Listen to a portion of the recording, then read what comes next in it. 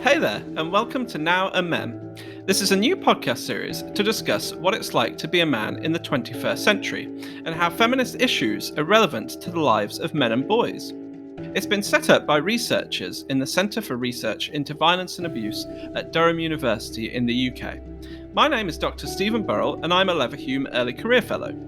The podcast is mainly hosted by myself and Sandy Ruxton, who's an Honorary Research Fellow. Hi, Sandy. Hi, Stephen. So each episode is going to be based around a conversation with an expert. That could be a practitioner, an activist, an academic, someone who's got an in-depth knowledge of the issues we're going to be looking at. And we'll be asking them about their work and the research they're doing, as well as exploring their own personal experiences of doing work related to masculinity and gender equality and how they got involved in the area. Enjoy the episode. Hello, everyone. Welcome to the latest episode of Now and Men. Today, we're going to be talking to Owen Thomas, and he's from the organisation Future Men, which is based in South London, and he's head of programmes on fathers there. Yeah, and so Future Men were founded back in 1988, where the organisation was originally called Working with Men. And they do a range of different forms of work supporting men and boys and addressing stereotypes around masculinity and tackling issues ranging from emotional literacy and communication skills to mental health difficulties to youth violence and conflict management. So welcome to Now and Men, Owen. As you know, this is a relatively new podcast. We haven't yet got to the sort of dizzy heights of having someone on who's from the G7, but you're the next best thing. So I know you were invited to a meeting with the Duchess of Cambridge and Jill Biden at the G7 in Cornwall in June. So tell us how that came about and what your role was, and whether you've got any reflections on an experience like that. Gosh, well, thanks for having me, Sandy and Stephen. It's a pleasure to be invited along to the podcast. So I'd have to kind of clarify what actually being at the G7 means. It kind of means being within the vicinity of that part of Cornwall without getting past the highest security cordons. Basically, the reason we as Future Men and I particularly was invited along was because a while ago, I think back in 2018, we run an antenatal program for dads called Future Dads. It was originally called the Expectant Fathers Program, and pre-pandemic, we run those out of various hospitals across London, mainly across the South London boroughs. It's a one-day course, a whole day on a Saturday, normally for men only, and we deliver that in conjunction with midwives. Unfortunately, I mean, since the pandemic, that's had to go online. So fortunately and unfortunately, at least we've still been able to deliver some sort of intervention. But before we had to lock down, we were really lucky to that the Duke of Cambridge came and visited us and some of the men who'd completed the course to kind of highlight the importance of including men in antenatal care and the importance of services for men at that stage in their lives. A real, what's going to be probably the biggest event of your life, becoming a dad. And because we have a focus on self-care, men's well-being and mental health as well as part of the course, as well as practical parenting tips and how to support your partner or the mother of your child, he came along and gave us that focus.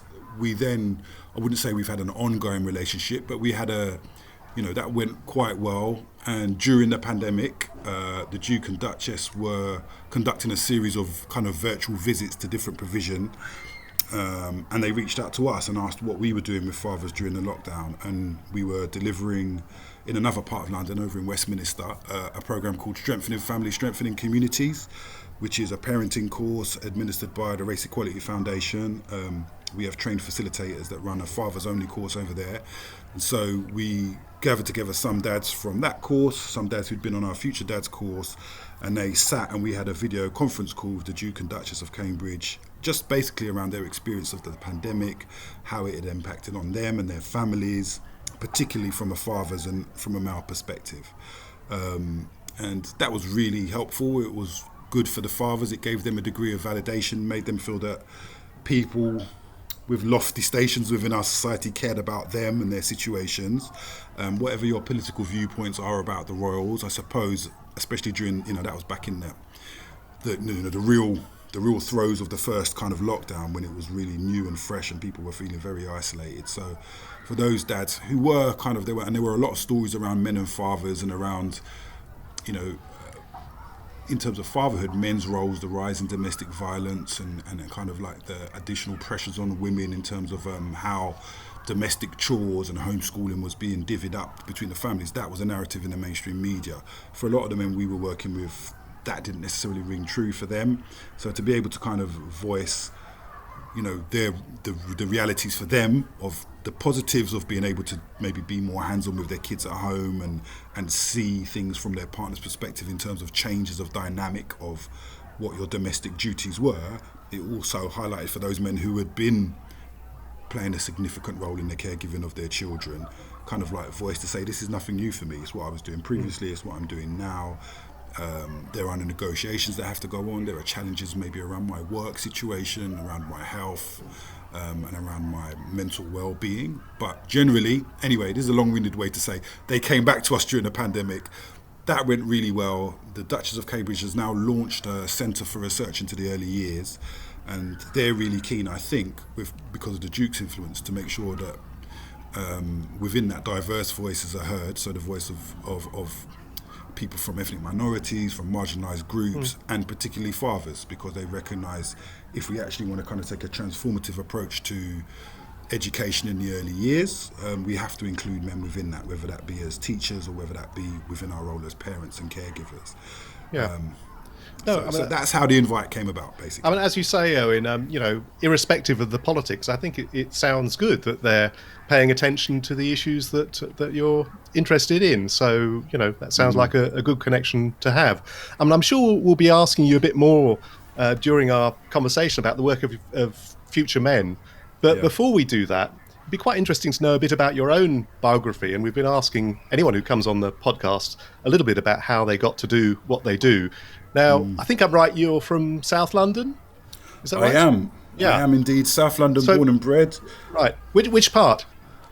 I'm from Brixton originally. Aha. Brixton boy. So in this year of many anniversaries, it's poignant, yeah. Yeah, well, you'd be interested to know, I lived in Brixton myself from about 1985 to 95, something like that. So we probably had very different experiences, which might be interesting to talk about. But maybe I could ask you about your experiences of growing up in Brixton.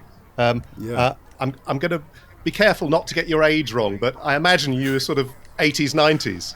Yes, indeed. I mean, well, I was there in the 80s and 90s. I was born in the 70s. You know, I'm in my mid 40s now, so it was a long time ago. You know, I have vivid memories of all of the events that we've been commemorating this year of the uprising in 81, and then subsequently in 85. I was a small boy then and was sent away after day one by my dad with my mum and my sister to visit my grandparents who lived in the country. I'm of mixed heritage, so my dad's black Caribbean and my mum's white British, but we grew up in Brixton and was raised, you know, I was born in, as I said, in the 70s, and was raised there in a nice home on a nice road, which I couldn't afford to live on now with all of the changes and gentrifications that's happened in Brixton. I mean, but we were probably in the market at the same time, me maybe in a stroller. No, 85 you said you came. 85 I was already walking to myself to school probably, maybe. But yeah, I mean, you know, I am a little bit older than you, I'll confess that. But I do remember all the issues that you mentioned just now about the gentrification of the area, people moving back to the Caribbean, selling their houses for quite a lot of money to people like me. You know, but also all the sort of public sector stuff about cuts to community centres, to libraries, to playgrounds. Yeah. And as I think you're hinting at, you know, real concern about the experience of the black community, you know, deaths in police custody, deaths in the community as well. So it was quite a sort of charged place to live, wasn't it, at that time? I mean, it was in many ways, but I think we have to remember there's always a juxtaposition to that whilst, you know, in the face of hardship and adversity, you know, it's the mother of kind of invention and the mother of kind of it's aspiration and inspiration to do better. So, you know, whilst we faced a lot of challenges that God, you know, thankfully, whether you believe in God or not, that thankfully we've moved past as a society in terms of the overt racism and the overt inequality that occurred at those times. However, you know, your enemy, so to speak, was a lot more visible, whether that be Maggie Thatcher or whether that be a racist policeman overtly calling names in the street, or groups of young white males still walking around and You know, my mum will tell me before I remember that she was accosted in the street for being a white woman with children who were not the same colour as her in her buggy, you know, and clearly having a black man as a partner or as a husband and consorting with someone from another race. You know, they spat at her, she told me. I don't remember that, thankfully. But, you know, I remember open racism. I remember it occurring to me and to people around me. And I remember that my father and our friends in our cohort were socially active and community active people. And it wasn't unusual. You know, I think a lot more of your average working person had more of a stake because of the polarisation of society back then, in protest, in union, whether that be around the education system, whether that be around race and community justice, whether that be around women's issues. A lot of those issues conflated. I got taken on a lot of marches in the 80s, whether that be to save the ILEA or to save the GLC or a local swimming pool. Yeah. We were probably on the same marches. We were probably on the same marches at different parts. You know, we were out pretty much every weekend, I think. Yeah, and I think, you know, so whilst there were a lot of problems, there was also a sense, especially from my memories as a child, of a really strong sense of community, a really strong sense of identity that was instilled within me, of pride in who we are and where we lived, and of not wanting to feel kind of second-class citizens because we were from an area that, especially after 81, had a really bad reputation in the mainstream media and the press. But actually kind of having that, you know, delivered to me through the lens of my parents, who were very different people, as men and women, as a white British person, as someone who come as a child from the Caribbean, but both kind of really interested in caring. My mum worked in early years. She came down to London from the countryside and was trained as an early years nursery practitioner back in those days, so was really interested in child development and child education. Clearly she was a person who was open to cultural diversity because she married my dad, and my dad was a person who was fairly active in the community, both in terms of kind of supporting the black community in self-determination, but also in terms of just community development full stop, in terms of housing issues and trying to bring up what was a very working class, or, you know, even, you know, there's a lot of unemployment then as well, just trying to have opportunities for the youth in the local area as well. So that was the lens that brought me up. I went to a state school in the local area in what was the Barrier Block, Summer Leighton, notorious estate now, Morelands Estate. But it was a great place to be, you know. My childhood was I remember it really, really fondly, whilst I remember those moments in 81 and 85 and things that happened. You know, it was really positive. I lived with my Caribbean grandmother in our home that we lived in downstairs. When they bought that in the 50s and 60s, when they arrived, it was kind of like one of those homes which was like a stopping point. So when other people came along, they stayed there with my family had a room within the house for a few months until they got settled and set up by themselves and would move out. So there was always a lot of people in the community who knew my gran and my family coming around, you know, Sister Gladys, Mrs. Thomas, all that kind of stuff. So yeah, it was a really rich childhood for me, and being a person of mixed heritage as well gave me a unique position to understand and empathise with the black experience, being a person who would be considered black in terms of political terminology, even I'm a mixed race person, but also seeing the world from the position that actually I have got another viewpoint. I have got family who aren't from that background. I have the opportunity to go and visit grandparents who live in Norfolk occasionally on holidays, and it gave me a different kind of oversight of the situation and a unique position, which I suppose as I grew and developed didn't stop me being subject to some of the negative experiences that happen as you enter adolescence, some of the experiences that many of the young men that we support now are going through, with maybe less resource, both in terms of their familial networks and in terms of the support in the society that's available to them, than I had. So I recognise the richness and the benefits I had, and the challenges that young men now face. And what do you remember kind of learning as you were growing up about gender and being a boy, being a man? Do you think there was anything in particular kind of during that time which might have drawn you towards the work that you're doing now? I mean, I think just the sense of understanding yourself, the sense of identity and self-awareness, and the fact that I'm a male is part of that. You know, I think, you know, there is an intersectionality between race, gender, sex, all of these kind of issues. And I think, I had very mixed influences growing up. You know, I'm from the Caribbean in terms of my lineage from my dad's side. And so a lot of the music and some of the messages, you know, they're quite conservative with a small c. My grandmother was quite religious in some ways, you know. So, you know, their outlook on the world in some ways was more British than the British. You know, they'd come with their colonial education in the 50s with ideas on how Britain was that were probably from a few decades before. And kind of they came and held on to those belief systems, but they were also very proud. They believed in hard work. I suppose they were slightly respectful of class, but then wanted to be disruptive as well because of their experiences. My grandfather, who unfortunately passed away, my Jamaican grandfather who passed away before I was born, was a qualified engineer and had worked in New York before they decided to come and settle in Britain.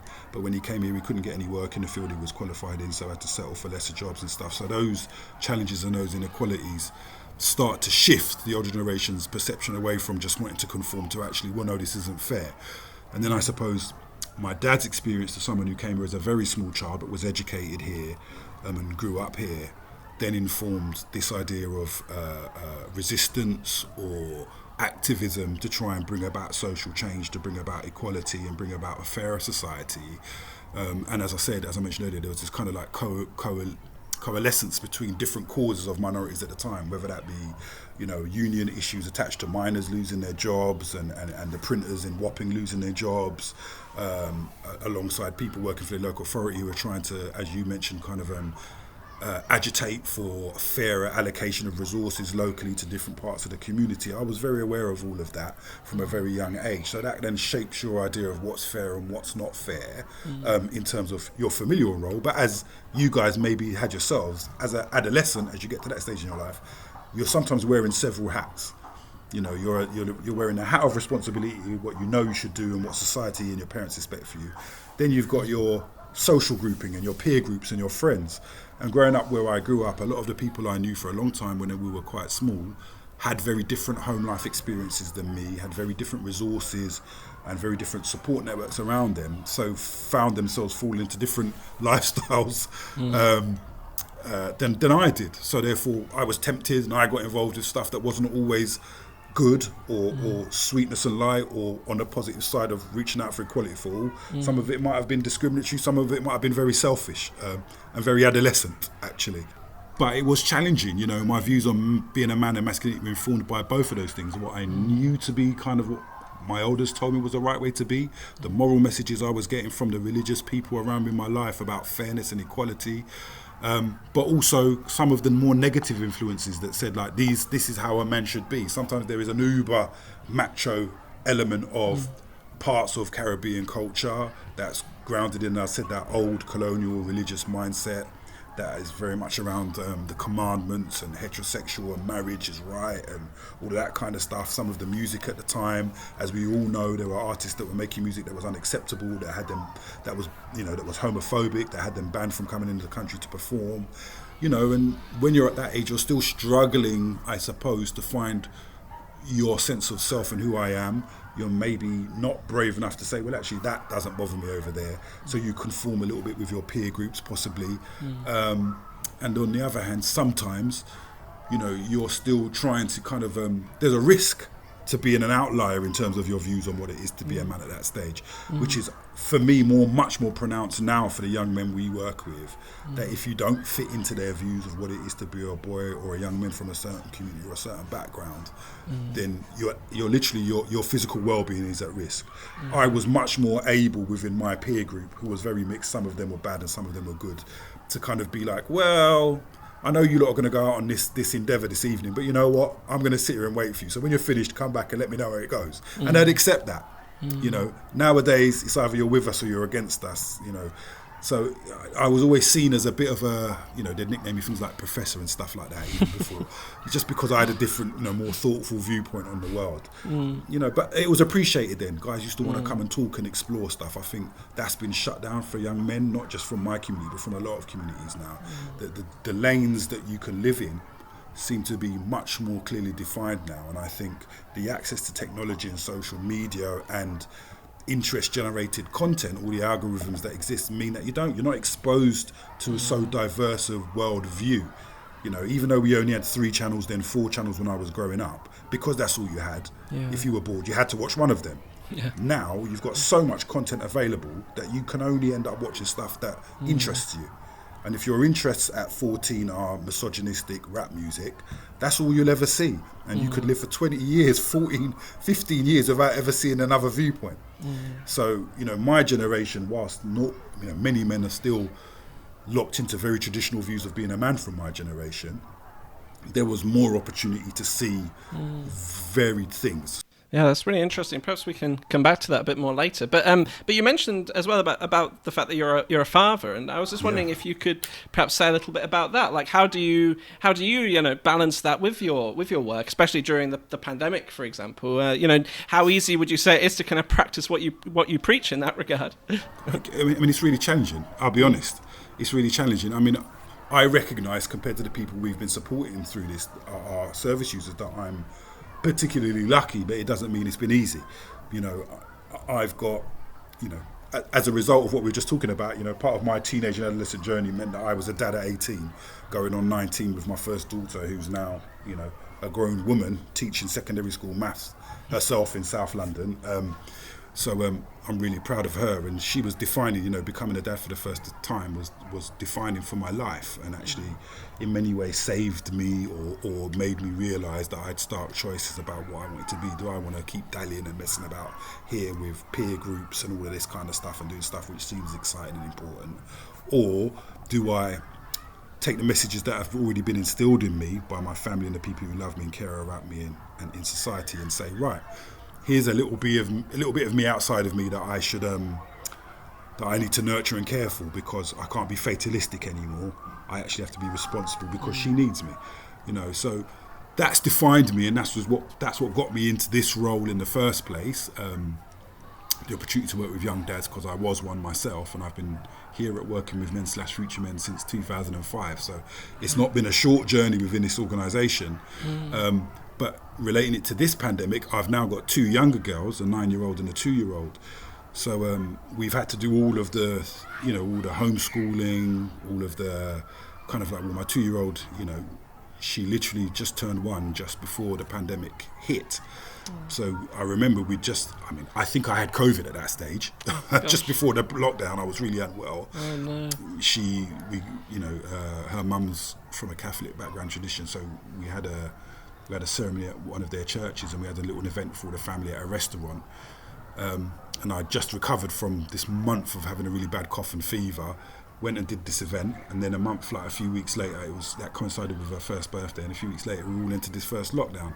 Yeah. So raising her through this lockdown has been really different than raising my other two girls, who obviously had childminders and went to nursery, and both her mum and I, after maternity leave and whatever, were working full time. So that's changed our dynamic. All of this stuff has shaped, and helped me really empathise with the guys who have got far less kind of access to resource than I have, and far less opportunity and far less support than I have, who have been kind of managing and going through this process, and not just men and fathers, but women as well, mothers, young girls who are living in homes without the influence of their fathers, or their mothers who have got a lack of support through all of the shutdown of services. Schools are play such an important role of the lives of marginalised and disenfranchised kids in terms of a safe space for them to be, with the pastoral care, as well as the interest in their education, the chance to learn and socialise in a safe space. We talk a lot about contextual safeguarding in this day and age, and I think for the most vulnerable kids in our societies, and for some of those that we work with and support, it's been really worrying and challenging trying to stay in touch with them and to try and keep a handle on them and keep them informed, whilst the first lockdown, especially when schools were locked down for all those months in the first instance. Let's talk a bit more about Future Men. I wondered why the organisation's got that name, really, and tell us a bit about the purpose of the organisation and why you changed from being working with men. Yeah, well, I've been here through that transformation, and I think very much that's what we were. We worked with men. Our previous CEO and one of the founders is a chap called Trevor Lloyd, who's, was a great inspiration to me when I first joined this organisation, and was really, knows his stuff when it comes to men and masculinity, and fatherhood especially. And he was very much, made the point to me, and I used to drum it into people when they used to go out. No, we're not working for men. We're not working at men. We're working with men. We do what we say. We're here to journey alongside men. We understand that men some men need support and help. They won't ask for it typically, especially if it's around their own well-being and benefit. Sometimes they come to you in crisis, but even then, often men won't. What we recognise that the kind of atmosphere for funding for charities like ours, small to medium-sized charities that are doing specialist work, was changing. When I first joined in the mid-2000s under a new Labour government, there were specific pots of money allocated to teenage pregnancy, for example.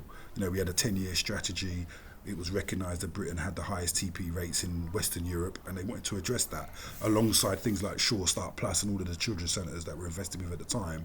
They recognised that, well, if we want to provide an egalitarian, equal society, we need to include men in the caregiving, parenting space rather than reinforce the idea that that's women's work. We need to support fathers to be more hands-on, whether they want to or not, and model the idea that hands-on parenting, not just financial provider role, is something that men can do, and we recognise that and support that through services. That all changed with the financial crash in 2008-9 and the subsequent coalition and Conservative governments and the reduction in local authority budgets. We've seen the youth services deteriorate and diminish everywhere up and down the country. In the statutory, from a statutory basis, I used to work for a local authority youth. That's how I got into some of my first work, was doing local authority youth and play work. And after school work, that's gone now. That pastoral element of care within communities and within societies, which is essential for kids, especially kids from marginalised communities or deprived financially communities, has gone. So that's what got me into the mindset of doing what we're doing, and that change indicated to us at the time that we were no longer going to be able to be funded like this. We wouldn't survive. We'd either be swallowed up by a larger charity or we'd fold, like a lot of our colleagues who work in this sector have over the last few years. So there was a recognition we needed to position ourselves to be more aspirational. We needed to kind of win more hearts and minds from a broader section of society around the issues that we were trying to tackle. Future Men, as Working with Men did, wants to provide a better society for all by working specifically with boys and men, marginalised boys and men at key moments in their lives, transitional moments in their lives, i.e., adolescence, moving from primary to secondary school, leaving school and moving into the world of work or further education, beginning relationships with, in a romantic sense, becoming a parent, all of these kind of transitional moments where men are more open and susceptible, and boys as well, to accepting help or seeking help or having a conversation about the change that's going on in their lives. So we had to kind of change and rebrand ourselves to make our aspirational approach to work be reflected in the name. So you're suggesting, in a way, a move away from a more sort of traditional form of masculinity. But what kind of characteristics are you hoping to instill in boys and men for the future? Yeah, we've got 7 that we kind of allude to on our website that we talk about, and you've got me at a loss here, because although I should know them all off the top of my head. Inclusivity, empathy, non-violence, you shouldn't have mentioned 7. Curiosity. If you hadn't mentioned 7, you could have got away with it. No, I'm nearly there. Reflectiveness and resilience, right? So whilst those 7 characteristics aren't exclusive to masculinity or men or boys, what we'd found is that, if we sat down and kind of thought about this, and we had away days with all of our practitioners and staff and operational staff and looked at what were the traits or qualities we find that we most regularly discuss with our boys and young men, what are the tools that they need to help them cope with the challenges that life is throwing them at the moment, those are the ones that we came across. And I think, in terms of non-violence, we know that male violence is a problem in our society, not just through the lens of domestic violence and the violence that men do to women, which is terrible, and we want to see a change to that, but also, the biggest victims of male violence are other men, unfortunately. We are horrible to each other. We are not nice. We have learned over many, many years that one of the major ways we solve our problems is through violence, through fighting, through asserting dominance. So if we can kind of promote the idea that you can solve your problems and you can get through life without resorting to violence, then hey, we're all better off. The chap himself and all of the people that he may subsequently interact with thereafter is going to have a happier life. You know, the aim of all of these characteristics, because it's not just those 7 that we focus on. You know, there are many other characteristics and traits within a person that you might want to promote, especially if after doing some initial work and engagement work and assessment work, you find that they are deficient in one particular area that they need to be better in, then you would focus on that. But the overall aim of looking at any of these traits or characteristics is trying to bring about a critical thinker, someone who's questioning and doesn't just accept unswervingly whatever's been told to them by whatever authority figure may appear in their life, whether that be their parents, their peers, the government, or some conspiracy site on YouTube.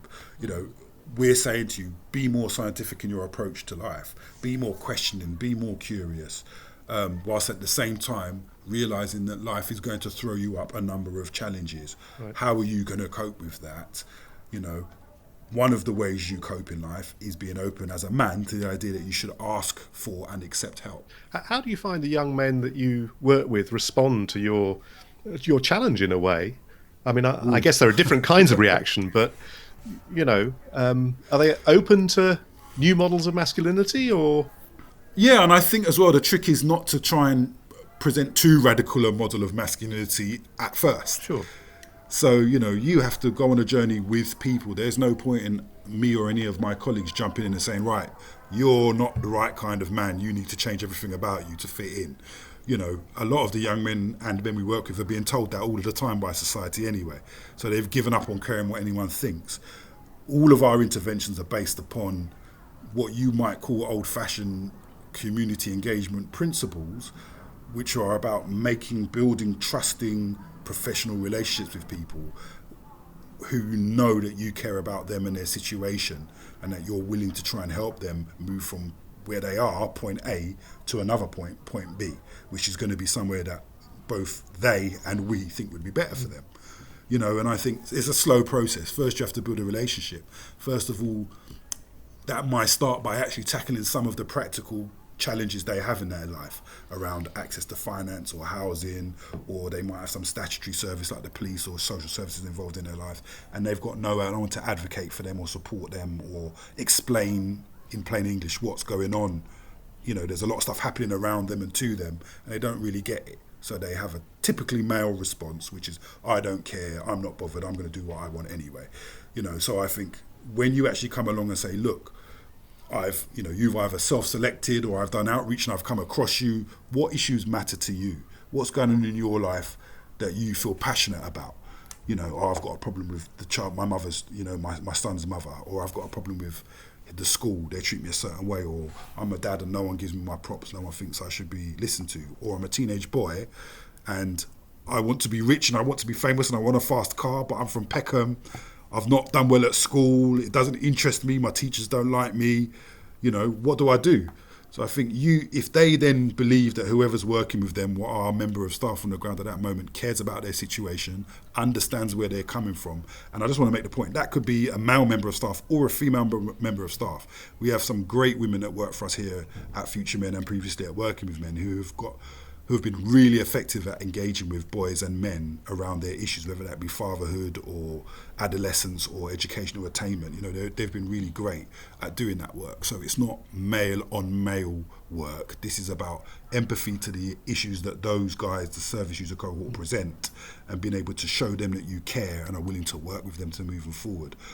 Generally, once people accept that you care, they are much more willing to accept your ideas, even just the idea of debating with you ideas and issues. Well, actually, that does connect to the previous episode of our podcast. We talked to Mike Ward, who's done research in South Wales with young men there, and he argues that we do need to think, about locality and how place influences things like masculinity. Absolutely. So I mean, I suppose we were just wondering. Obviously, your work is very much based in London.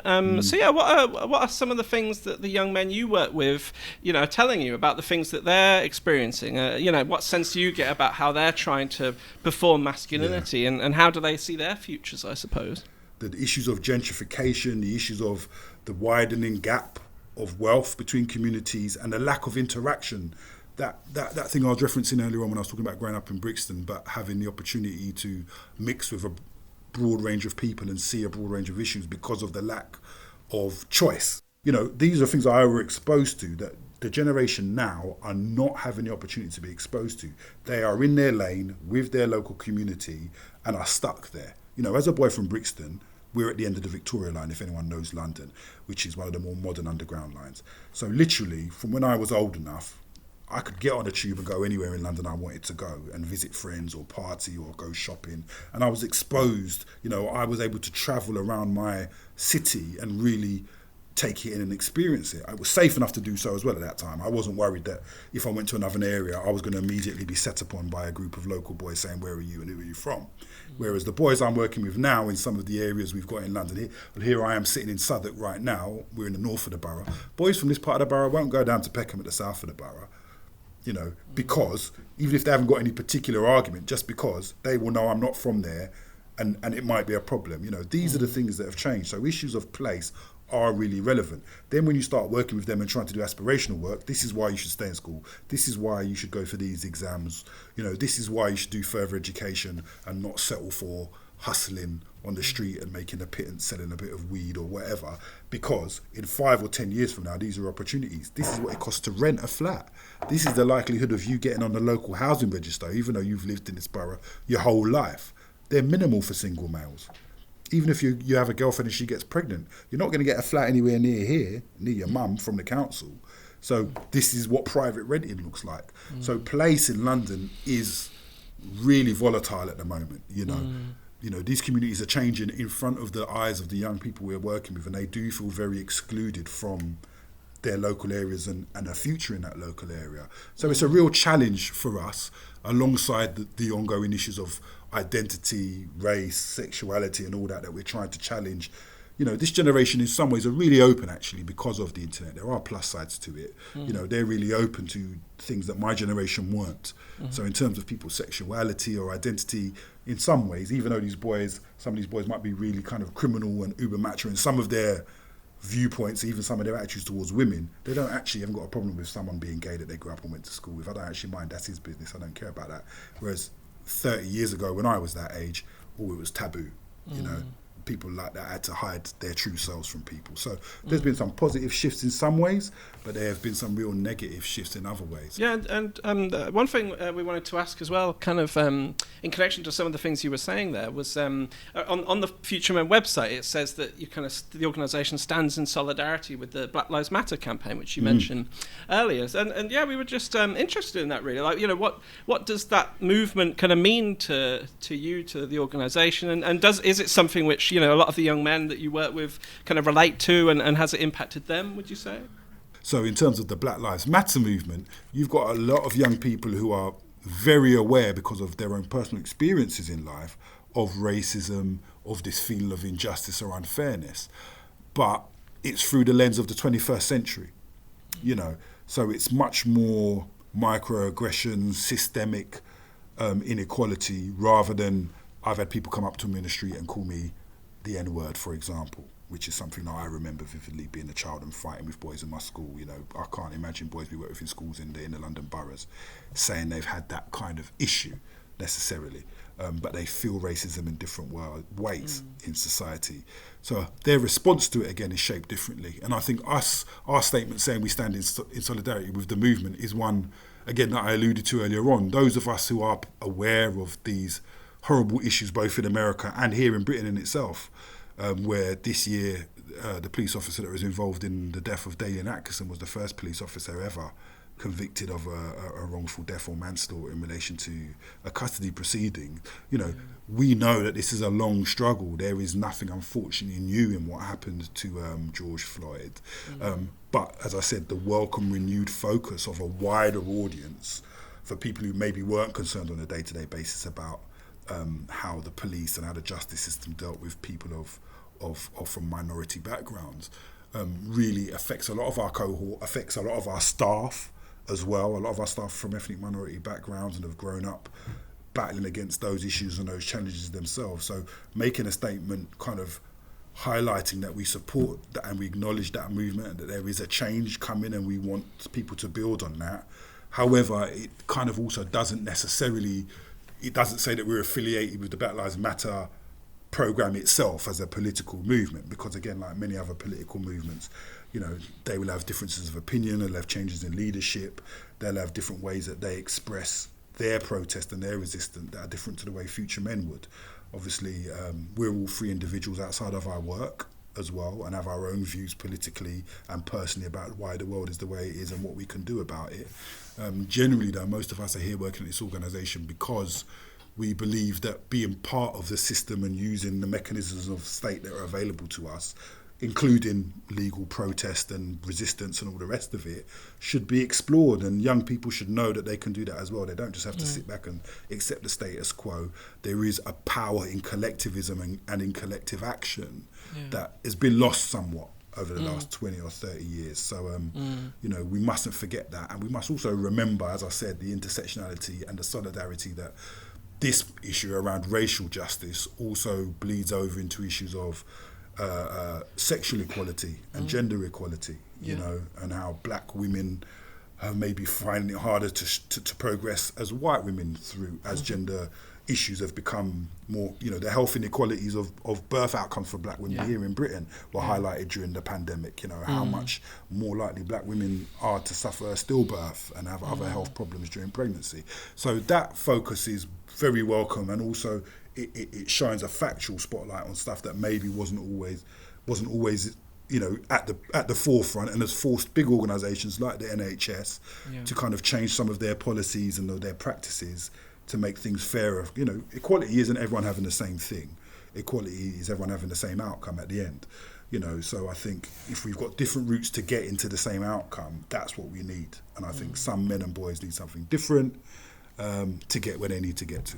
The last thing I wanted to ask, I hope, if Sandy wants to say anything, feel free. I can imagine that your organisation, the people you work with, have been impacted hugely by the pandemic. And so I suppose one thing I was wondering was, like, you know, in this kind of pivotal moment of social upheaval, like, how do you see the future for the men and boys that you work with? You know, what do you think are some of the opportunities, some of the kind of dangers that they're facing at this moment in time? Yeah, I have to really try, especially when I'm at work and being paid, to be optimistic. You know, I have to really, really try and say, look, whilst I, you know, can see from my many years' experience all of the potential risks that lie ahead for our society, let alone our cohorts of boys we work with, immediately the economic downturn, the lack of investment in services socially, the lack of opportunities for work. Because we've got to remember, you know, this pandemic hasn't come in isolation. It's come just after a Brexit vote where we as a country decided to change our whole political outlook and our supply chain and all that kind of stuff, our access to labour, which in some ways may bring about an opportunity over the long term if we invest in training and development for young men from this country. However, I'm a bit reticent about how long that will take to materialise. You know, so I think, you know, in 10 or 20 years, maybe, depending if we stick with this decision, we might do better at training up young men who are leaving school in vocational tasks and roles, and there may be a clearer pathway into work from guys and boys and young men from marginalised community to find work on the massive construction projects they see going up in the boroughs around them, which they have very little chance of working on. You know, I'm hoping that we can do more of that kind of work, and that is the way it goes. However, the risks are that, you know, the society continues down this kind of polarised path, which is evident here in Britain and in America and around the world, where you've kind of got quite populist, you know, public discourse around you're either with us, you're against us, you're in this camp or you're in that camp, and try and find some middle ground, basically, that we can all actually admit that you can have a viewpoint and I can have a viewpoint, but we can have a discussion and a debate about it and leave it fairly amicably, agreeing to disagree, but agreeing that there is a problem and something needs to be done. Where can we find common ground? I'm hopeful, you know, as much as we work with young people in challenge who are in difficult times, there are still lots and lots of young people who are really inspirational. They're making use of the technology that's available to them in the 21st century to push for positive change, to organise, to educate, to create opportunities for themselves in the business world, you know, to utilise, you know, their ingenuity and their creativeness to kind of change things for the better and to be more inclusive and to educate our generation about kind of mistakes we made and how we could do things better. So I am hopeful. I have to be. I've got kids who are growing up, and I've got to say to them, the world's going to be a nice place to live in when you have to pay for stuff in a few years' time. But and for the one I've got who's grown up already, who's an adult, to be fair, who I was trying to be hopeful in the 90s and the early 2000s with, and who is now plowing her furrow, helping educate the next generation of boys and young women in this country as well. Something that I take some credit for in terms of I was there, but actually she's a self-defined person. She's chosen her pathway. I might have pushed her. She's got a maths speciality, so I might have said to her, counter to all of my personal social beliefs, go and work in finance for a few years and make yourself financially comfortable. And she's gone, no, Dad, I want to work in education. So in some ways, people might say to me, well, that's a success because you've instilled in her your value system, and I think, yeah, but I want her to be comfortable. I don't want her to be struggling and all the rest of it. But hey-ho, what makes us happy? Is it being able to afford a mortgage on a property that, and a flat screen TV, or is it the job satisfaction you get from seeing your influence on others around you? And I guess it's the latter, really. Otherwise, I wouldn't still be here doing the work that I do. That's fantastic. Thank you so much, Owen. I didn't have any other questions unless you wanted to say anything, Sandy? No, I don't. Thanks so much. And thanks for the great work you're doing, Owen. Yeah. And one day I'm going to come and have a drink with you in Brixton as well, and we can chat a bit more about those times. Yeah, please do. Thank you, gentlemen. Well, that was great, wasn't it, Sandy? What did you think about what Owen had to say? Yes, Stephen, that was so interesting. Of course, discovering that we had a common link living in Brixton in the 1980s, 1990s was fascinating for me because in some ways it sounded as if our paths crossed over in terms of some of the politics. But in other ways, him living as a young mixed race guy is very different from my experience as a privileged white guy. So I found that fascinating. And as we said, I'd quite like to talk to him more about that. But also, I think the notion of locality and the relationship with masculinity, he brought out again, as Mike Ward did in the previous podcast, how important that is. How it shapes how masculinity plays out, how young men see themselves, how they see their lives. He